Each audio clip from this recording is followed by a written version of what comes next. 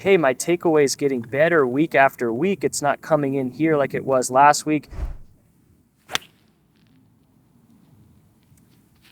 All right, Keith, so let's talk about the takeaway. And we see a lot of recreational golfers, they get very caught up on the specifics of how this golf club should be moving through this first part of the swing into this parallel position, right? Absolutely. And as a general reference with what we see with the pro is that after they've initially moved the golf club, right, the golf club would be set into this position here, where from the down the line view, we would see the club head and the hands would be relatively in line with each other. And then the hand would still be in front of the chest. Absolutely. So there's no movement, really excessive movement or rolling of this club head. Correct. And the hands moving behind the midline of the chest. So where our chest is facing here, right? Absolutely. So we were talking before about one of your favorite exercises to kind of work on certain elements of the golf swing. And you were describing to me a drill in which you're going to use another ball as a reference to kind of help the movement of the takeaway as such. So what I want you to do is kind of walk me through that drill and then the common error that you would see with players before you'd actually prescribe it. For sure. So I'm a big fan of drills that aren't overly technical by nature. So we're not necessarily thinking about what moves first, hands, arms, lower body, upper body, all that. Like if we can have an external cue, like rolling a golf ball straight back down the line, that's going to help us engage those muscles and engage those thoughts, but it's going to take away the overly technical aspects of the movement and keep that athleticism that is so important for the golfer and for that golf swing. So very simply here, if you just go ahead and set up to that golf ball, all you would do is you would bring a second golf ball in here and you just create a golf club sandwich. So you've got two golf balls sandwiching your club head.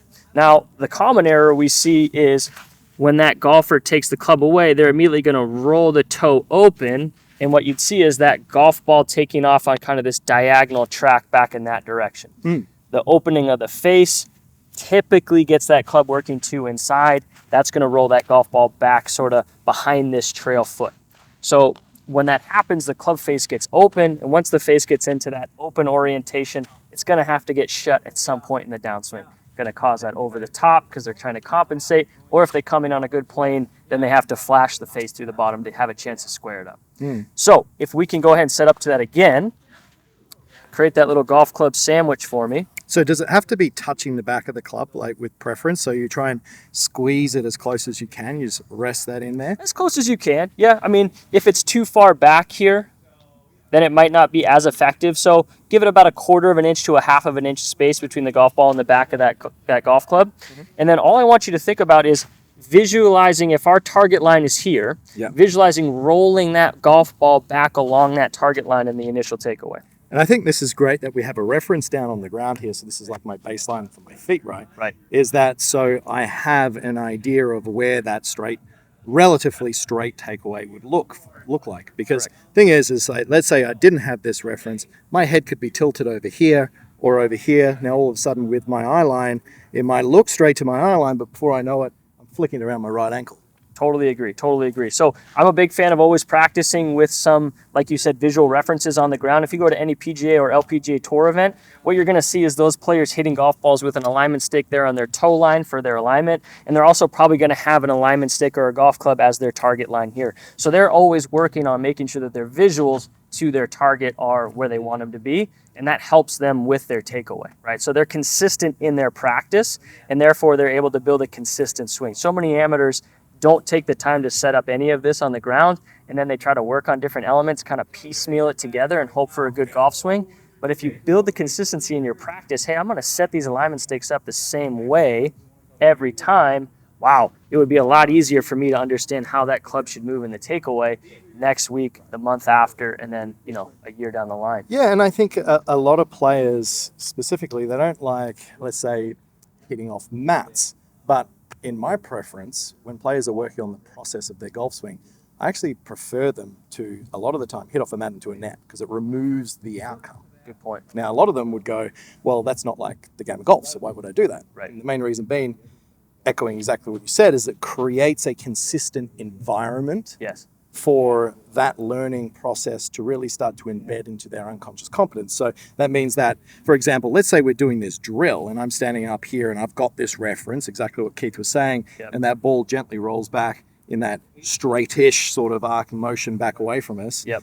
Then let's say I'm an amateur golfer, I don't set this up, and then the next shot, for whatever reason, I'm aiming like 30 degrees to the right, and then I kind of try and do the same thing. Right. Well, now, even though the ball looked like it rolled in the same spot, I really haven't recreated that loop, that feel within myself of what it was like to move that club in a proficient manner as such. Absolutely. And I think the number one thing that people come to us in lessons asking for is, hey, I want more consistency.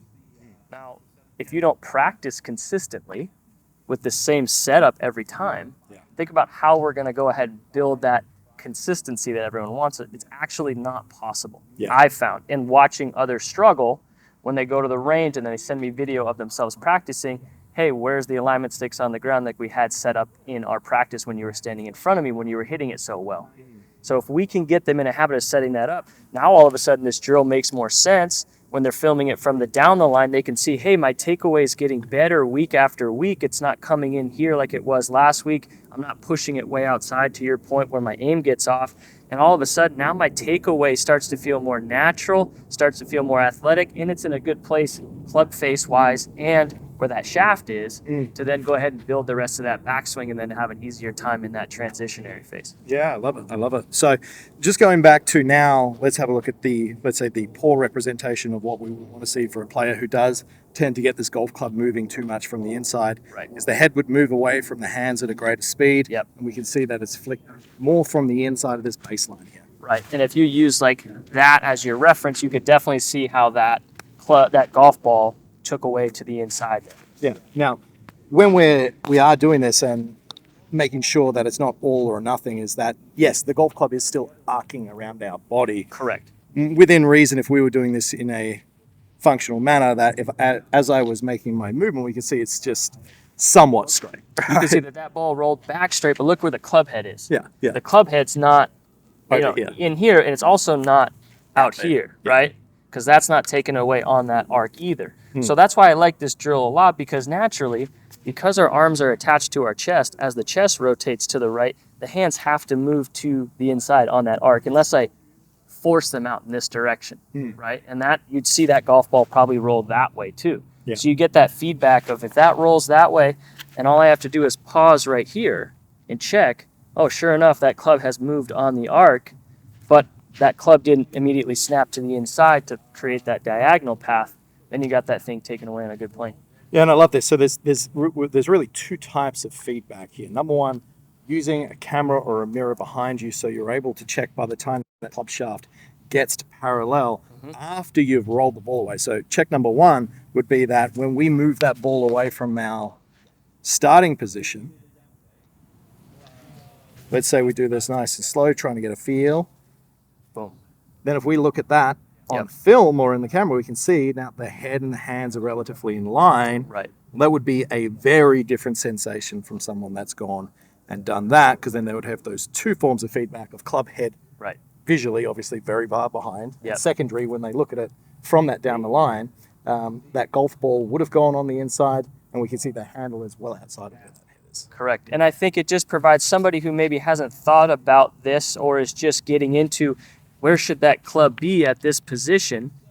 This is a great place to start because, like you said, you got those two sources of feedback. And I always suggest filming yourself when you're doing this. It's just hard as the golfer. We're the one hitting the golf ball. We don't have that outside perspective to show us what actually happened. I'm always a fan of doing these things, filming them for the first handful, going watching the film, and then checking back and seeing, oh, sure enough, that looks like such and such player on tour. I've been trying to emulate that. That's how I need to feel. And now all of a sudden, if you remove that ball, you're still kind of imagining that golf ball rolling back on that straight line, even though it's not there. And then that gets that takeaway nice and smooth into that top of backswing. I love it. I love it. So let's say that we are going to give players at home a bit of a drill sequence for this in the amount of sets and reps. Yes. Right. Would you say that if I'm setting up here, first of all, it would just be gently rolling this one back, stopping and checking? How many times would you do that before you went ahead and actually, let's say, hit a 50% speed shot? How many times would you do that?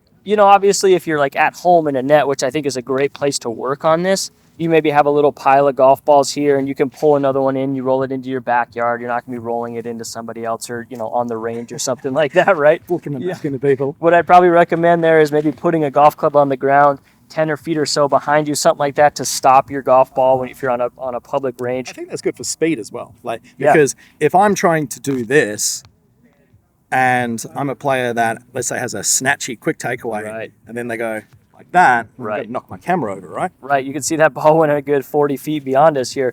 So you're just trying to gently roll that ball maybe 10 feet behind you at the most. And I think that also is a nice little cue to say, hey, let's get some fluidity and some nice tempo off this golf ball, not rush that takeaway like you just did there, demonstrating, because then that creates that quick transition and then the whole sequence of the golf swing's out of place, right? We want to load all of these muscles and all of these things into place to the top so that we can create speed at the bottom. If we snatch that club away too fast, A, you get the feedback of the ball, and then B, your swing's going to feel all kind of out of sorts. And I'm almost creating a visual picture here of imagining that ball is rolling back on that same plane. And this is where the second type of feedback is important, that I know after I rolled that golf ball back, the club head would stop in a position where I could see it as a reference of that if we were looking from that down the line, the club head and the hands relatively in line here, right, versus A, gone behind us, and then B, obviously the ball's gone to the right here. So yep, now I'm stepping up, I've got that feel. What speed are we actually hitting these initial shots at, mate?